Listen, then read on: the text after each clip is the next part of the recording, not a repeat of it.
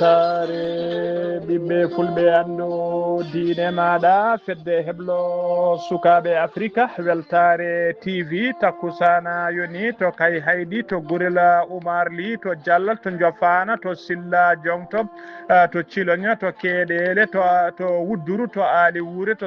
sadila ko on takkusan juula ha e nder galle ceerno sar abdoullahi sar ha to galle ceerno alassane kane to ndulumaji dembe ko taari ɗum kala ene ha ko on takkusan kadi juula ha to nduluma feere ko taari ɗum kala ene jeeya e gardiɗi kabaruji men to leydi Mauritanie Amadou Tijani Thiam ko jaagogal kalfinagal ko fate cellal aade mo leydi Mauritanie mo heblolo jillu makko kay yillade e nder région ngaji nayyi tawateɗe e nder leydi he tawi kadi ko fate yurnitade ko fate cuuɗi cafrirɗi e nder leydi he to leydi Sénégal aljuma hanki o gouvernement kesomo leydi Sénégal e gardugol Allah Amina Lo ɓe jooɗima jonde mabɓe tawi ko jonde mabɓe arwanide ko fate conseil des ministres ha joni to leydi Sénégal aseta hande o woni tigui fuɗɗima congrès tawi ko congrès gadano landa Pastef ka Ousmane Sonko ardi to leydi Mali laamu leydi Mali ƴetti kay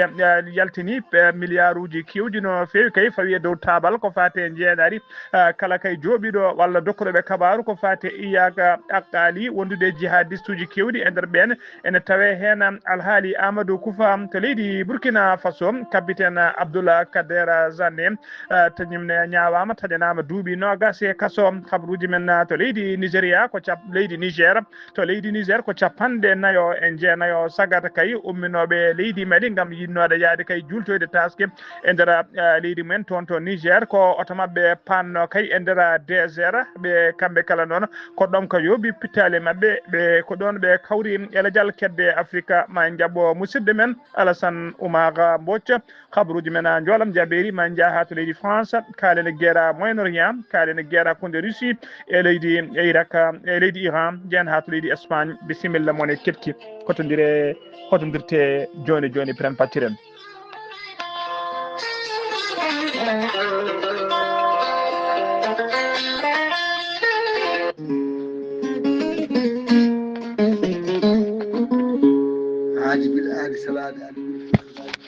aadi bil aadi salade aadi ɓuuri firtude aadi ceerno Djiby Sy wi ko firtata aadi mo adodire jayde weltare ɓiɓɓe fulɓe andu diine maɗa weltare TV ceerno Djiby Sy ko wittiyanke leɗɗe ko safriyanke safruji fina tawa ceerno Djiby Sy ko jaadinɗo ɓalawal e danwal kala ceerno Djiby Sy ko labɗo reedu malaɗo wune ceerno Djiby Sy ne safra rafiji kewɗi ɗi jiida cirollo ko wayno kista fibrom ɗo gam sita rewɓe ɗon koɓe sowade rewɓe dartoraɓe kala ceerno Djiby Sy ne jogui leɗɗe sa ƴetti leɗɗe ɗe kala boros gonnoɗo e nder reedu ma yalta ha laaɓa ha jira guitema ceerno Djiby Sy ne yawrani ɓen ustoraɓe gorago yawɓe jippade yawɓe yitade koye men e jippiɓe leecce kala e on fannu ceerno Djiby Sy ne jogui leɗɗe wiyete ko muuɗa hirda ƴetta ɗum joni joni mosa no foti no foro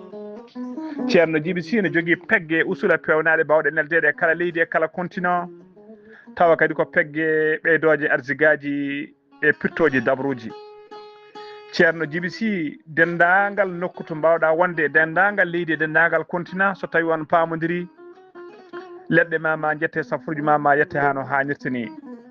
ceerno Djiby Sy ne jogui sawa leɗɗe ene fannuji ɗe safra yimɓe fannuji tati hen fannu goto mo jogui leɗɗe ne safra sappo e tati rafi fannu goɗɗo ne safra fodde sappo e jeenayi rafi fannu keddiɗo so tawi a ƴetti ɗum fodde temedere rafi ne yalta e ma ha laaɓa ceerno Djiby Sy ko laaɓaɗo listihar ko indema inde nene ma dokkatamo haala ko woni e nder reedu ma woni e ɓeɗo ma ha laaɓa ceerno Djiby Sy noon so tawi a yiiɗi jokkodirde e makko e oɗo saaha joni omo tawe toon to Wourossogui noon ceerno Djiby Sy ne tawe tigui so tawi a ari Wourossogui yaltirde wuuro ngo dernier station tawi ko lawol faade Nabbaji ma waw yiide ɗon tigui galle ceerno Djiby Sy so tawi ari ha yettima ɗon mbatta ko 78 128 35 88 98 ko numéro makko leydi Sénégal so tawi ko appel sa noddima hemmo hano hannirta ni so tawi noon jiɗɗa ko haaldude makko to banggue WhatsApp numéro makko ko leydi Mauritanie mbatta ko 00 222 47 22 80 84 ceerno Djiby Sy listikar ko listikar ceerno Djiby Sy so tawi jiɗɗa wonnede listikar ko 2000 franc walla ko 1000 ko ujunere CFA so tawi a rokkimo ha waɗi weev makko ma yetto ha no hannirta ni weev makko noon mbiɗen mbatta ko 00 221 78 128 35 98 ceerno Djiby Sy ko laaɓɗo reedu ko malaɗo wune ko newiɗo sanne sanne ceerno Djiby Sy mbadden danɗo faade makko.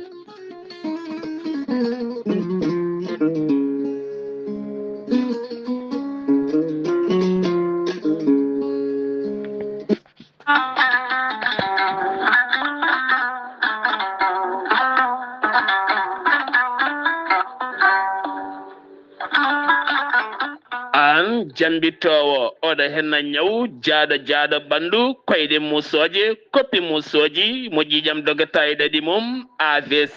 cardiaque tension diabète walla ni an donkuɗo foccade puƴiɗo donkuɗo jokkoyde endam ni juma ni jama e nokkuji goɗɗi kala jokkodire gorel te joni mbiya alhamdulillah. gorel te ko haako moƴƴo iwruka en tokkore dinnoro ari ko wallude en e safrude en ha moni kala yiito hen hoore muɗuma ɓen jokkodirɓe e gollorgal gorel te kamɓe kala ɓe kolliti ɓe jiitime hen koye mabɓe ɗo ɓe jambittanno yo gay ñabbuji cuuɗotoɗe nder ɓalli hay so tawi woni ɗi jangtonoka e ko gorel te safrata ɓe mbi'i alhamdulillah. gorel te ala rewam ala effet a ittaɗen ko jamireɗa mbaɗa e ndiyam nguldam aɗa yara aɗa yiito hen cellal ɓandu maɗa sa yiiɗi hebde hen hoolare lamde no fewi jahata koto site mabɓe internet a mbaɗa www.gorelte.com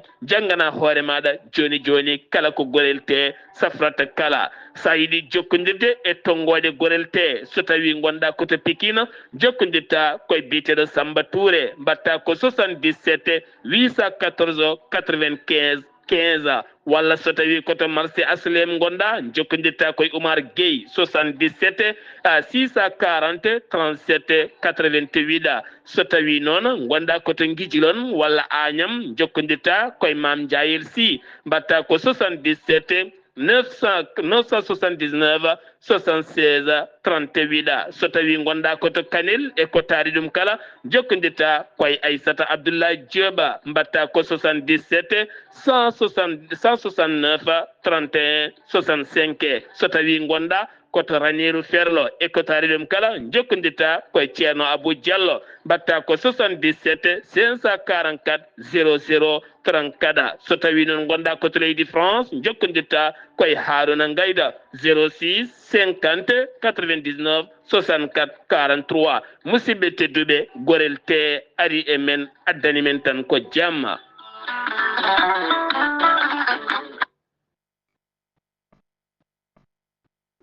Kettode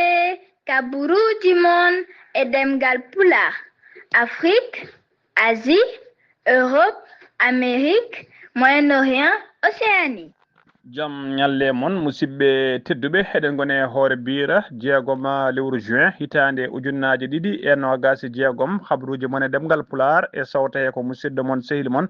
Ghali Abouba to karallagal ha mbawon yiiden to banggue nate e ɓosoje ko miñi men sehil men Saydou Abouba ko adi kabaruji men noon jayde mon jayde weltare ɓiɓɓe fulɓe andu diine maɗa weltare TV ne rutta duwaw faade dendagal bandiraɓe sehilaɓe kala guila kay noddinoɓe ha e duunoɓe réseaux sociaux ji e groupe aji kala ha tengti noon kadi e yaɓunoɓe koyɗe men gari kay tawtorede wirwirde musidɗo men sehil men mawni meɗen biyetenoɗo Mamadou Dioba jaltunoɗo aduna kay toon to Thaïlande tawi ko aljuma hanki o joyi lewru juin sanga 10 heures o wira toon to Saare Gonga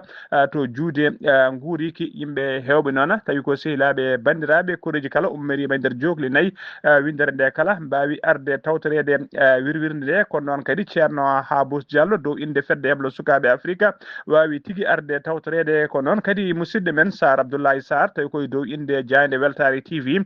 kañum e hoore mum wawi nottade hen ko noon kadi ceerno bulli gise tawi ko dow inde weltare ɓiɓɓe fulɓe andu diine maɗa wawi kañumne arde naw tawtorede ko nde ɗon wirwinde ko noon kadi boynas kañum woni représentant gorel te tawi ko tawte ɗo e Nouakchott kañum e hoore mum wawino tawtorede nde ɗon wirwirde e dendagal bandiraɓe hewɓe wodɓe arɓe nottade onon kala ɗena mbiya tan yo Allah windan on baraji on jokki en ɗam yo Allah jokku balɗe mon allahumma amina ha joni ko leydi ko yon fannu keddoɗen hono musidɗo men sehil men hono ceerno Yaya Dia to Mbahe omo rutta kankone teddugal e duwaw ɗum dendagal bandiraɓe ha tengti noon e fedde yiɗɓe fedde ceerno Yaya Dia to Mbahe e ko taari ɗum e dendagal autorité ji administrative et sécuritaire e éliji diwana Mbahe kala e dendagal almudagal e seremɓe kala Mbahe naaɓe ko taari ɗum kala e darde mabɓe kay ɓe nderno ha tigui wawi yarude hano hannirta ni ɗiɗo ñalli walla to ɗum mbiyana oɗo 3e édition ko fate conférence moɓe juɓɓita kala hitande e toon to Mbahe to galle khalifa hono ceerno Yaya Dia omo yetta noon omo jarna dendagal julɓe kala habruji men ɗemgal Pulaar to leydi Mauritanie ha joni Amadou Tidiane Thiam kañum woni ministre de la santé mo leydi Mauritanie woni jaagogal kalfinagal ko fate cellal aade omo tawi tigui e keɓugal mawko kay keɓugal makko ko fate yidde wadde tourné woni jillu makko kay e nder région ngaji 4 tawatedi e nder leydi he jillu ngu noon fuɗɗoto tigui ko à partir de 6 lewru juin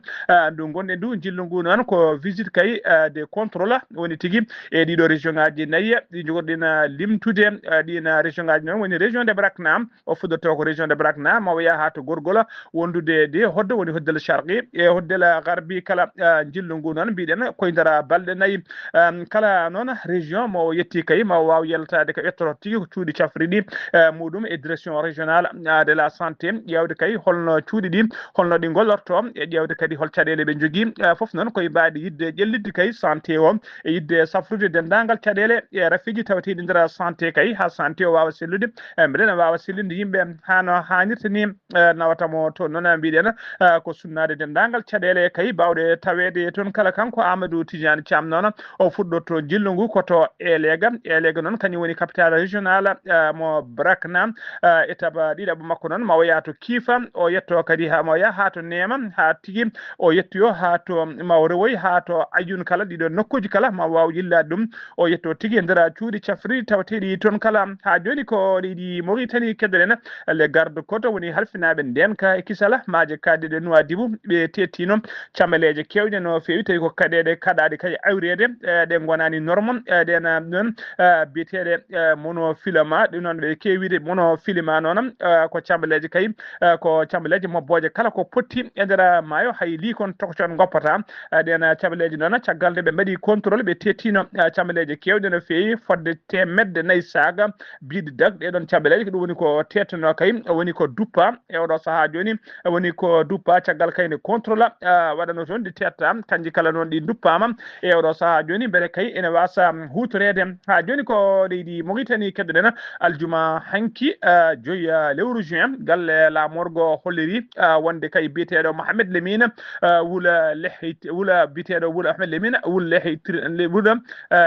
lehreytani e biyeteɗo Abdallahi Wulbou ɗiɗo kala nomama mbaɗama tigui chargé de mission du cabinet du premier ministre ko par décret présidentiel noon ɗiɗon nomination ngaji mbaɗira ha joni ko gendi Mauritanie keddoɗen jagorgal leydi Mauritanie kalfinaɗo diine e jangde lasli biteɗo Fadila Wula Siddati o holliri tigui wonde saison hijjore hikka nde kay rewi lawol hano hannirta ni hay caɗele gote kay ala tigui ko yiya hen o suuti ɗiɗon konngudi noon ko caggal kay nde laana mabɓe ndiwa ka juurino to bowallaɗe diwoje ngal si Nouakchott tawi kadi ko avion sakket wonande hajjiyankoɓe koye avion sakket noon o wawi artirde kay e Mauritanie naɓe sakket kay sakkitnoɓe artude koye laana o artinde laana ka juuri noon ko nden o suuti ɗiɗo konngudi o yetti noon o jarni laamu Arabie Saoudite naɓe ha tenti kadi e commission halfinaɓe ko fate hijjore kay tigui ndeɗo hijjore no rewiri lawol ni e juɓɓudi ndi no rewiri lawol ni ha joni ko leydi Mauritanie keɗen projet agricole mo ujunnaje 200 hectares ɗum woni ko woni tigui ko ñumbate eɗo saaha joni e nder Moukata de Mbagna région de Brakna e nder Moukata de Mbagna tawan nder région de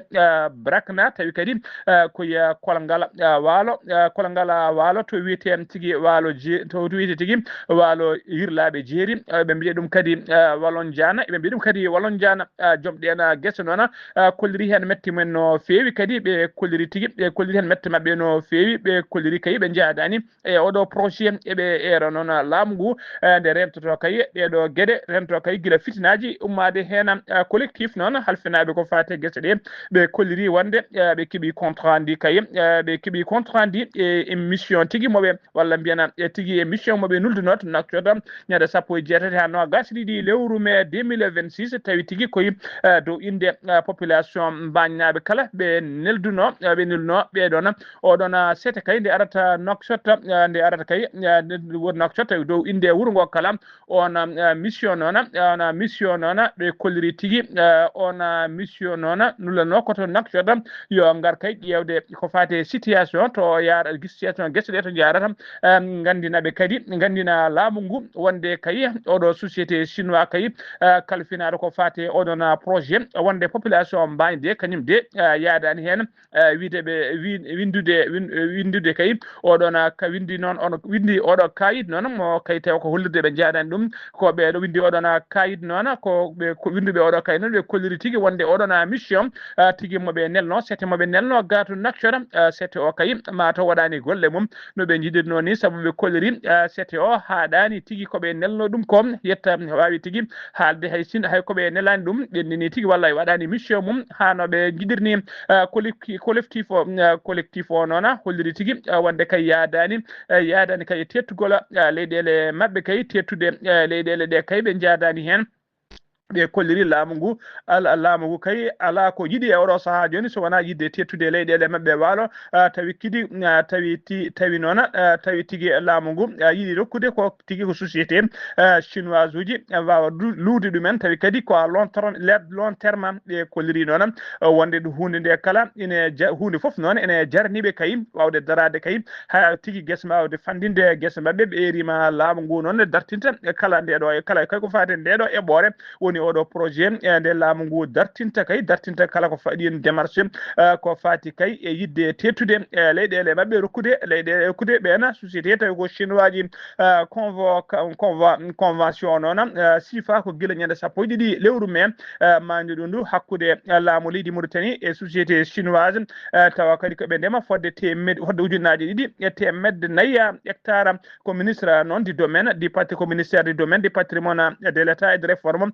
foncière kañum sifodiri e société chinoise tawi ko société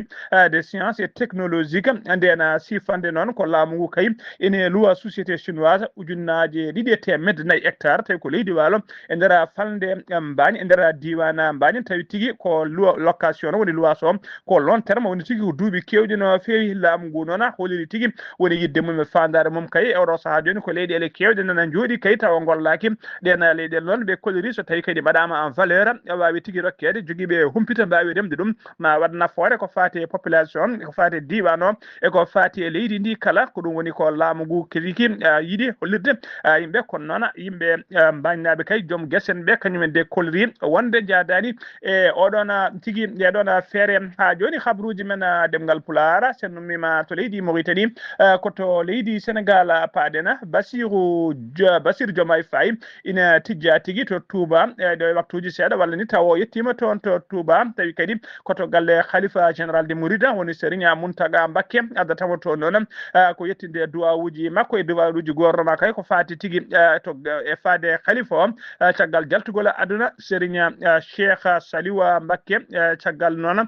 caggal ɗum kadi ma o yetto ha to famille oɗon jaltuɗo aduna duwanade famille o kala ha joni ko leydi Sénégal keɗoɗen subaka aseta hande o sanga 8h ko accident waɗi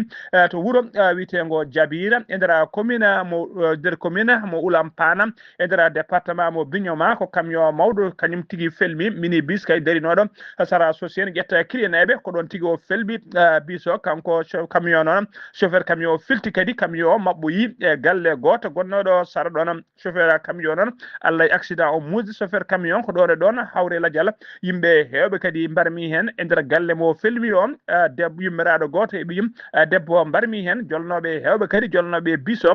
mbawi barmude hen barmande musno feewi ko ɗon e ɗon noon koni koɓe faabu mbawi tigi nottani hen ɓe ƴetti dendagal barmuɓe kala ɓe nawi ɗum to suudu safrindo biñoma mayɗo kadi ɓe nawi ɗum to morgo hôpital wuuro ngo gañiɓe ɗen mbiya tan nde Allah rokka ɗumen cellala mayɗo hen wonde Allah yurmotomo yaafomo harnamal janna kanko e dendagal mayɓe julɓe kala allahumma amina ha joni habruji men demgal pulara habruji men demgal pular to leydi Sénégal ha joni balɗe nayyi caggal kay nde jagorɗe laamu caggal kay nde jagorgal caggal kay nde laamu leydi Sénégal heeɓi jagorɗe mum foof mbawi nomede aljuma hanki o noon laamu ngu joɗima jonde mum tawi ko jonde jagorɗe arweɗine woni premier conseil des ministres e gardugol tawi koye gouvernement oɗo biteɗo Al Amina Lo ko Bassirou Diomaye Faye hoorejo leydi ndi kañum udditi batu ngu caggal noon nde o salmini o bismi dendagal ɓeena tawi ko jagorɗe ɗe kala ɓe mbaɗi présentation hakkude mabɓe ko ɗon tigui kanko hoorejo leydi ndi o yetti noon caggal ɗum o yetti o jarni kay gonnoɗo premier ministre makko Ousmane Sonko kañum e gouvernement mum jaltuɗo kala e golle payɗuɗe no fewi ɓe golli caggal ɗum noon o waɗi félicité kadi Al Amina Lo cuɓaɗo joni mbaɗaɗo hoore jagorɗe e dendagal jagorɗe mabɓe e kala o kesse cuɓaɓe kala waɗi ɗumen félicité caggal ɗum noon o rippino fewi kay eko fate contexte politique e économique et social et sécuritaire gonaɗo mo leydi ndi woni oɗo saaha kala o holliri kay alay saago ɓe daro kamɓe kala no doole mabɓe ponno ɓe nanggodira ɓe tamodira ɓe ganda kay ɓe ganda wonde fandare mawde no fewi ene faya e dow mabɓe ne fadiɓe o wi kadi o wi yidde o wi kadi o wi o yiɗi kay ko gouvernement yo won gouvernement de travail wona gouvernement d' action wona kadi du gouvernement de réalisation woni tigui gouvernement gollotoɗo gouvernement baɗowo ko yimɓe jiyata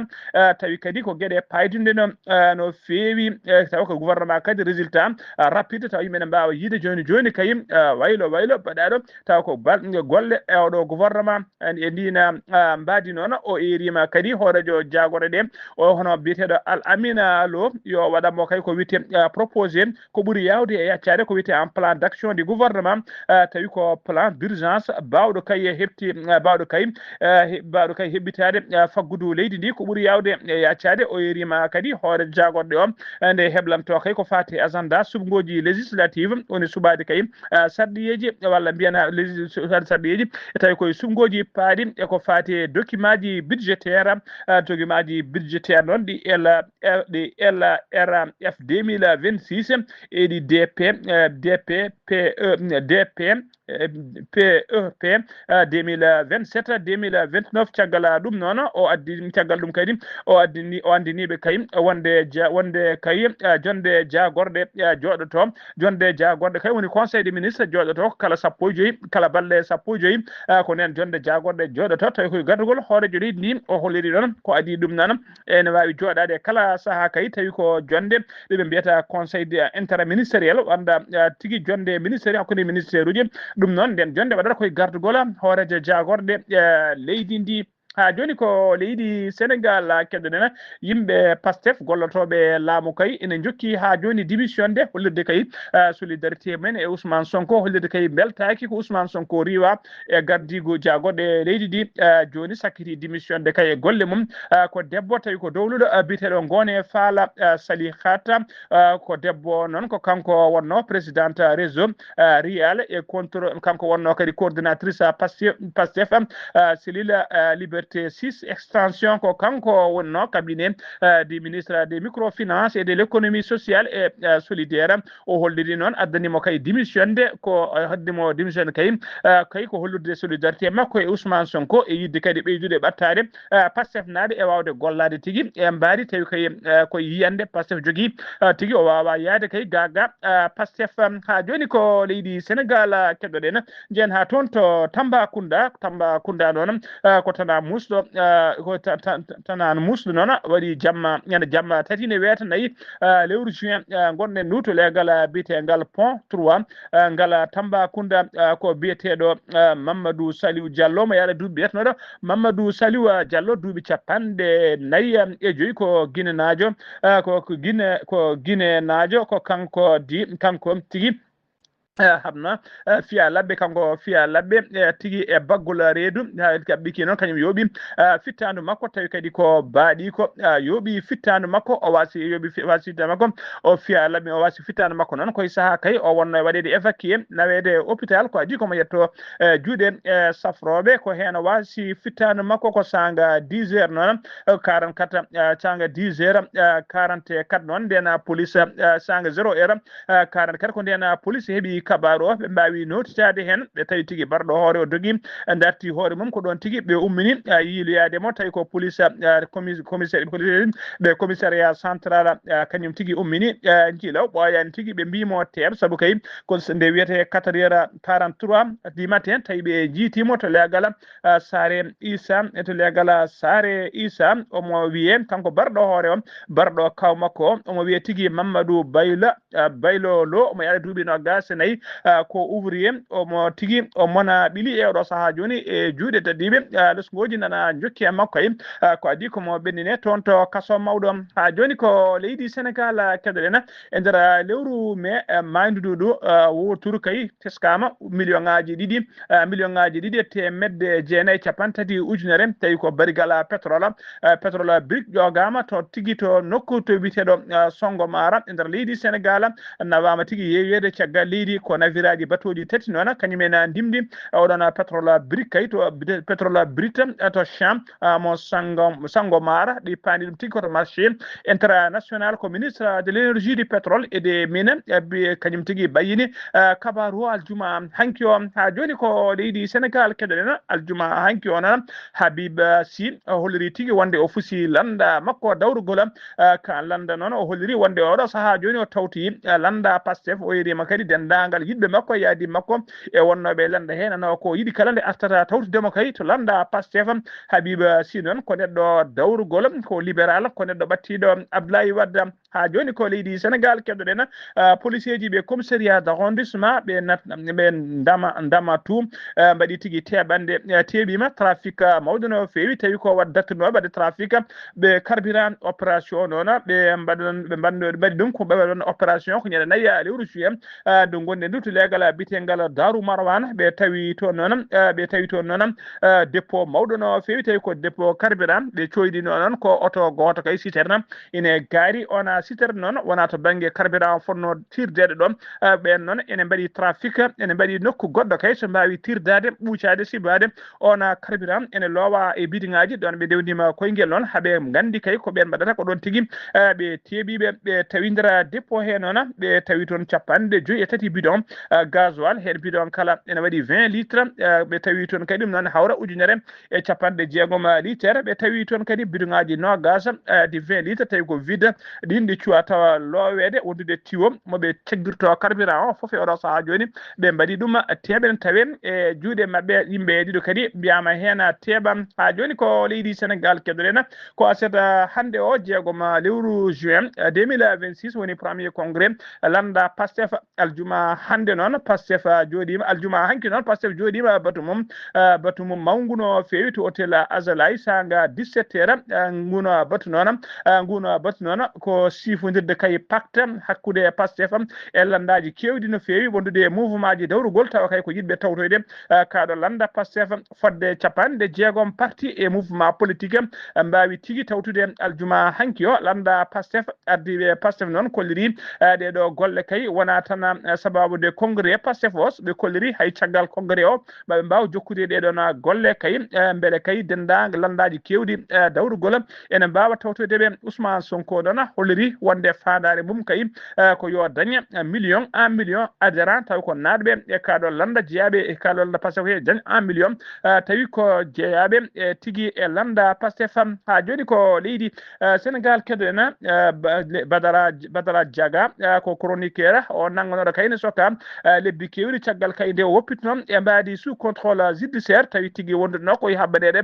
bracelet wona diawo électronique joni kay justice o ɗaccitimo ha laaɓi kay omona foofa kenal makko lakkitare saabu kay hay joni kay mo kalteno hay bracelet électronique woni diawo ngo hay ɗum sengtama e juuɗe makko Badara Diaga noon omo wawi yaade to yiiɗi to fahaja kala omo wawi yaade o nanguira noon ko kay o nanguirano noon ko sudde konngudi kay ɗi fewani walla konngudi métti yaltude faade hoore gonnoɗo hoore jagorde on woni Ousmane Sonko ko sababude mum noon de sunno ɗina konngudi faade mum ko ɗum addannomo nangede ha sokede kabruji men demgal Pulaar sen ummima to leydi Sénégal koto leydi Mali paadena aljuma hanki joyiya lewru juin ko cérémonie ambiance mawɗo waɗi to école de guerre mo leydi Mali ko cérémonie noon jaldugol haralde joyeɓe kay tawi ko promotion heblaɓe kay tawi ko ɓe formation militaire ha timmi ko ɓeeɗa mbawi yaltude aljuma hanki o ardino cérémonie noon ko commandant tawi ko gardiɗo école de guerre de Mali on woni général de division Oumar Ndawo e tawtorede kay dadiɓe hewɓe no fewi ɓe martabuji towɗi woni les hauts gradés ndeɗo haralde noon keblama kay ko fati e fanno gestion de crise e ko fati e catastrophe kamɓe haralde noon koɓe no gasi jiiɗiɗo sagata jeeyaɓe kay e leyɗele jeenayyi tawi leyɗele jeenayyi hen leyɗele tati ko leyɗele alliance des états du Sahel leyɗele keddiɗe ko Maghreb naɓe ɓe kolliri noon wonde kay ɓe keɓri heblo manggo no fewi e oɗo saaha joni kala ko fadore fawade mabɓe eɓe mbawi tigui yettinde ɗum hano hannirta ni ha joni ko leydi Mali keddoɗen ñande alkamisa 4 lewru juin 2026 gonɗen ɗo ballal guura yettima to camp réfugié woni to camp doga moltoy en tawi kadi ko yimɓe tawi koye yidde kay fabade ɓeɗon doga moltoy en ummiɓe toon to leydi Burkina Faso arɓe to wuuro witengo koro ballal guura ha noon ko 100 sac maaro mo 25 kilo hen sac kala wondude 100 bidon hen bidon kala ko 5 litres diwlina wondude 15 sac de 100 kilo tawi ko gawri ko ballal noon ummorade kay e chambre locale tigui fadude ɓeɗon wiyeteɓe doga moltu en fabade ɓe doga moltu en ummiɓe toon to leydi Burkina Faso tawi kadi ko ɓuuri hen hewde ko rewɓe e sukaɓe dogɓe kay no ummi leydi men e guuri men tawa kadi ne garata de sowona paɗe mumen haydara ala ko gaddori ha joni ko leydi Mali keddoɗen laamu leydi Mali yaltini milliard uji kewɗi no fewi tawi ko jeenari faade kay kala dokkuɗoɓe kabaru kay labɗo noɓe mbawi fawde juuɗe mabɓe kay e ɓeɗo tawi ko jihadiste en walla kala bawɗo yoɓade pittali ɓeɗo jihadiste en kay ko tawa kadi ko milliard uji kewɗi woni koɓe jaltini iyaka akali noon ɓurɗo lollide iyaka akali alias Abou Alfadela ko on noon woni jeenare mum mo ɓuuri tekkude saabu kay on goto ɓe kolliri kala joɓiɗo fittandu on walla balluɗoɓe kay haaɓe jiiti on ɓe nangui ɗum walla ɓe mbari on ma heɓa 2 milliards tawi ko franc CFA so tawi rewi hen ko biteɗo Amadou Koufa noon ɓe kolliri kay kala barɗo Amadou Koufa walla balluɗoɓe kay haaɓe nangui Amadou Koufa walla haaɓe jiiti Amadou Koufa onne ma heɓa 1 milliard 500 millions tawi ko franc CFA so tawi noon ko balludeɓe kay haaɓe mbawi nangude biteɗo Abdoulaye Mamadou Bakary Diallo alias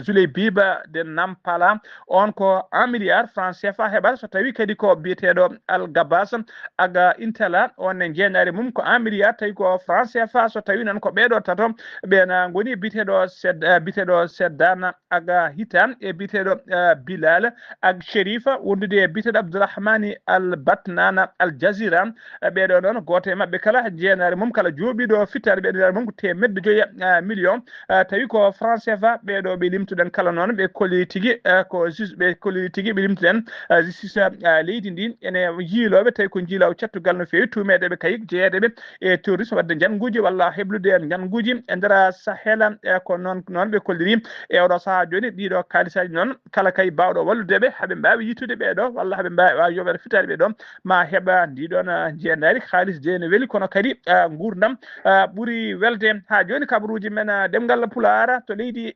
Mali ha joni keddoɗen aljuma hanki o justice mo leydi Mali ñaawi taƴini tigui duuɓi nogas e kaso wonande kay oɗo Français najo tawi ko France najo gonnoɗo e nder leydi Mali on noon ko agent de renseignement woni ko garnoɗo ñukidade e nder leydi Mali taw ñukko ɗon to ko laamu leydi France kanko noon o wiyanno hoore makko ko diplomate o liggoto koto ambassade to France tawateɗo toon to Bamako o nanggano ko guila lewru août 2025 ko guila nden o nanggano ñawore makko noon ko aljuma hanki o taƴena duuɓi nogas omo lelo e kaso habaruji men demgal Pulaar sen ummima to leydi Mali koto Burkina Faso paɗena tribunal des grandes instances de Ouagadougou kañumen yandini ñawore mum aljuma hanki 2 lewru juin ɓe ñaawi noon ɓe taƴini tigui capitaine Abdoulaye Kader Abdoul Kaber Zanré, ancien chef de sécurité de l'ex-président de la transition Paul-Henri Sandago Dambia o taƴanama duuɓi sappo go e kaso tawi tigui hen duuɓi joyyi ko ferme kaso ferme o ñawira noon ko duppude e oto taw ko oto dimlo teppa bayla coordinateur mouvement 2 heures pour nous 2 heures pour Kanuta ko oto men o duppuno o ñawama noon o ñawira alhaali o noon on alhaali o mo ñawda kadi sagataɓe tato wonɓe hen goto ne wiye Sawadogo Hamidou di Alpha goɗɗo ene wiye Baro Aboubacar alias Brada tataɓo o wiyete ko Bota Nagna ɓurɗo lollide chuteur ɓeɗo tato kala noon tañanama monemaɓe foof tañanama duuɓi 5 kaso tawi ko avec sursis ene wonde amende noon ene yoɓa 2 millions monemaɓe foof ne yoɓa 2 millions tawi ko franc CFA ha joni ko kabaruji men demgal Pulaar so ɗum to leydi Burkina koto Niger paaɗen to leydi Niger noon ko tana musto waɗi toon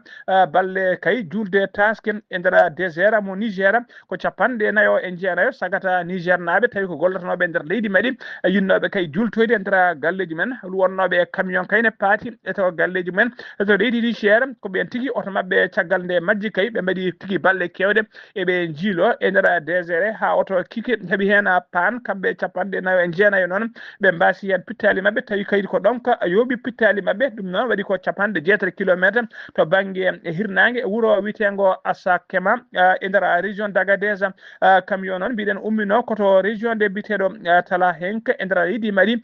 camion noon majju mbiɗen balɗe kewɗe kay ko adi koɓe hono holliri kay gouverneur mo Agadez gouverneur no ɓe mbawi tuɗguinilde toon c'était timmuɗo no fewi on set noon cagga addaniɓe addande camion o yitede noon koye jolnoɓe hen ɓe ɗiɗo kay mbawi yarude koyɗe mumen fodde 50 kilométre ene cippira kay ha mbawi yettade wuuro keeɓi ndiyam ko kañumen tigui kabri kay laamu ngu wonde camion nanto paani yimɓe hewɓe nan toon ko yanɓe ɗomka nde laamu ngu yetti noon tawi ko bonanno boni tawi 49 ɓen kay mbasi pittali men ɓe tawa kadi ko goskiji ɗi puɗɗima gamutinde kamɓe foof ko ɗon nokku he ɓe mbira kabaruji men ɗemgal Pulaar kedde Afrique jabboɗen ko musidɗo men Alassane Oumar Mbodj assalamu aleykum. En calmitima Ghali Abou en calmini dendagal hettiyankoɓe Ayaw TV kawriɗo tewtude e dongde Afrique ñalam hande o de pour ɗo ko leydi Mali on agent de renseignement français ji condamnaɗo ma won duuɓi 20 de prison ena waɗa nde ko fati noon e peine makko ko wawi kadi waɗede taw projet ji aljumaɗo 5 lewru tawde ko korse ujunnaje 20 to Bamako wonata ko justice mabɓe taw ko malien wonanta kadi oɗo taw kadi ko jibenande leydi hono français oɗo agent de renseignement ɗum wonanta kadi taw ko wonno koye statut taw ko diplomatique wonata ambassade de France toon to Bamako ene madi ko ono jaggano gila kay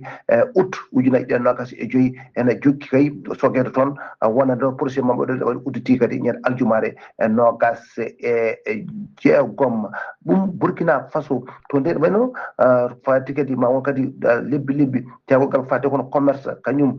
fati ko eɓe yeeyoɓe foof mbawi kadi wono bayyinde wonande kono prix ji wonande kadi taw ko koni kadi taw ko ɗin motoji wonde gueɗe kese ƴettama hen wawde kadi wiide wonde laamu ngu kande wiide wonde aɗa waɗa contrôle wonande kadi ya garta motoji ɗi kala ko fati toon e ɗum ɗon toon to Burkina Faso alay saago ɓe mbaɗa hen ɓe ƴeewa gila montage uji ɗi yeeyoɓe ɓe gila kadi no ɓe jeeyata alay foof ɗum ƴeewre waɗe contrôle nde tawno wonde ene wayno e kala saaha ko yani e kala saaha ko diftima ɗum wawa kadi waɗede tawde ko contrôle no hannirta ni yiyete e ɗum noon wonande kadi toon to Burkina Faso wonande toon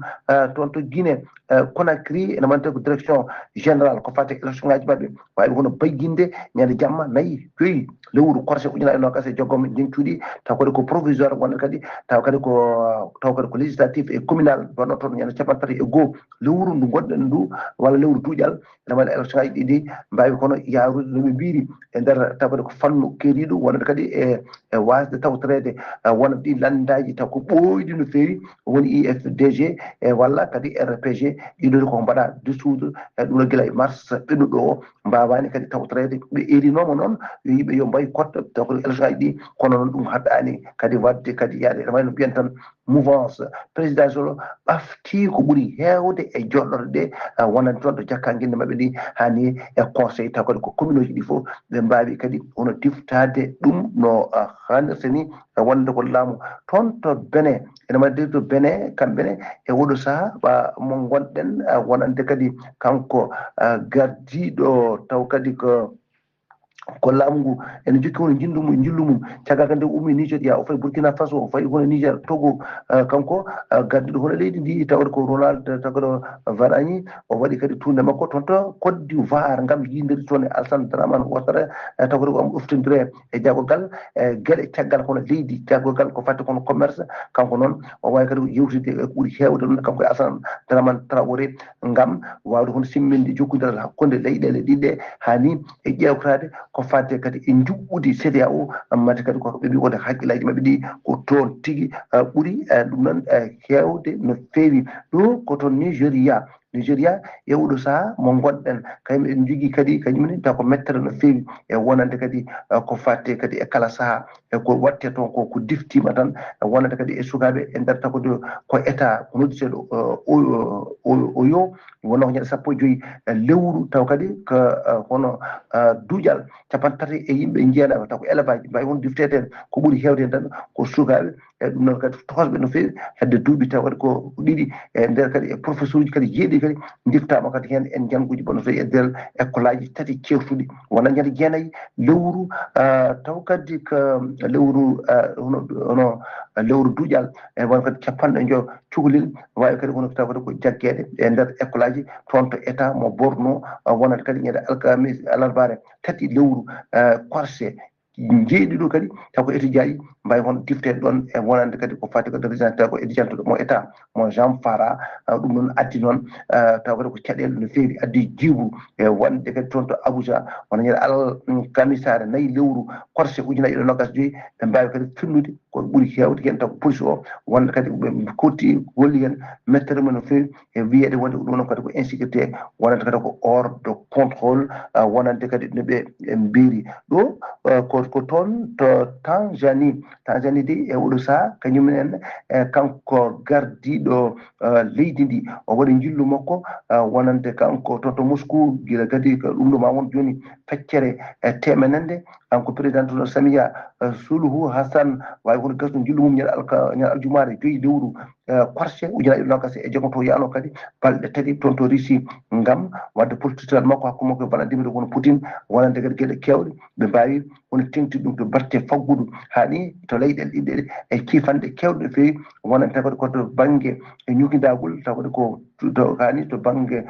jangde towde e wonde kadi taw ko nouvelle technologie ɗum fof ɓe mbawi kono sifude ɗum jillu ngu noon ko jillu teskarewu no feewi ko gadolol wonde ko guila kadi julis taw kadi ko ñerere e hiiraɗe ujunnaje temedde jeenayyi capanɗe jeegom e jeenayyi e ɗum ɗo ko guila ndiyata ɗum ɗon wattani hakkude mabɓe e Russie kono kanko de oɗo debbajo o wawi kadi si wadde ɓen jokkodire ngam wawde jokkodire Moscou kañum e Dar es Salaam ha ɓe mbawa kadi wadde kadi gueɗe mabɓe taw kadi ko jokkorɗe no feewi Ghali Abouba ko ɗum ɗo joguiɗen e dongre Afrique e ñalawma o taw wonno koye dande musidɗo moon Alassane Oumar Mbodji ko constant ɗo ko ngam weltare Ayaw TV. Alassane Oumar Mbodji golle ma jooɗi peewi ko an uddi kabaruji men e nder dongre Afrique takkusan juulama ha to galle ceerno Amadou Tijani Alpha Mamadou Siley Ba to Moderne ha to galle makko Sama Sa Kilinkara ka hayɗi ko on takkusan juula ha to galle ceerno Abou Diaba Sow to Belel Gawdi ha to galle ceerno Abdourahmane Dia Peka 8 Nouakchott ha to galle ceerno Ndiaye Baro to Nouadhibou e ko taari ɗum kala kabaruji men joolam jaɓeɗi koto leydi France paɗena